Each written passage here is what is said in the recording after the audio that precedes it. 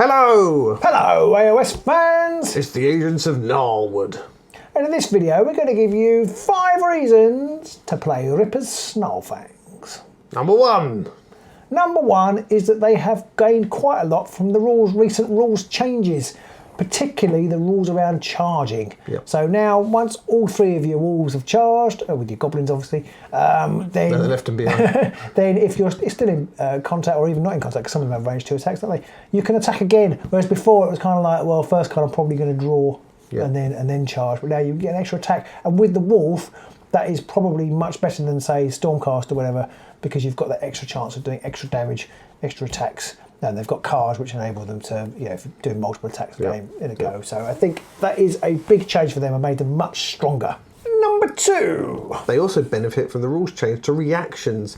Now, if there's a reaction section and both you and your opponent have something that you can do, you both get to do it, starting with your wolves. Their bites get to get used every single time now. There's nothing that's going to stop them. Combine that with the fact that there's less +1 damage cards and +1 wound cards in the game, means that the wolf's attacks are also just generally much more useful. You used to be able to easily get 4 or 5 damage attacks off, but it's really hard to do that now, particularly in Nemesis.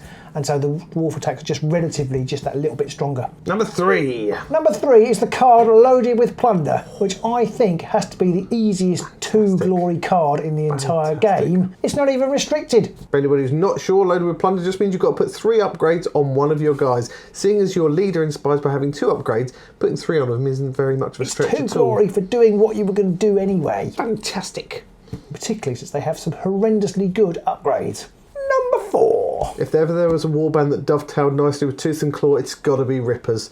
When you put both those together, you take all the best cards. I think you end up with 5 restricted cards if you're using the Championship restriction format, which means that they're probably one of the most dirty broken decks out there. Certainly in Nemesis. I think only the Gnarl Spirit pack, I think they have 6. But other than that, they are top tier in Nemesis. And number 5. Number 5 is Defensive Manoeuvres and Bonded, which are just 2 as a ploy and upgrade, and they are horrendous cards.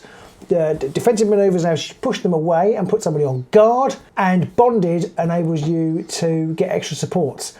And it's just filthy. I played it in a game with you, and you just put that. I was like, well, there's literally no point in me attacking Ripper now. And if you can get them onto a cover hex, then you're going to be saving on shields and dodges and single assists and double assists and that's everything. That's everything. So it is a absolutely filthy broken combo. But even if you're not fortunate enough to have them out simultaneously, Bonded in particular is brilliant on its own. So there are 5 reasons to play Rippas Snarlfangs. What are your 5 reasons, and what 5 reasons videos do you think we should be doing next? Yep, let us know in the comments below. Give us a like, ring that bell and all that jazz, and we'll see you soon somewhere in the Gnarlwood. Bye!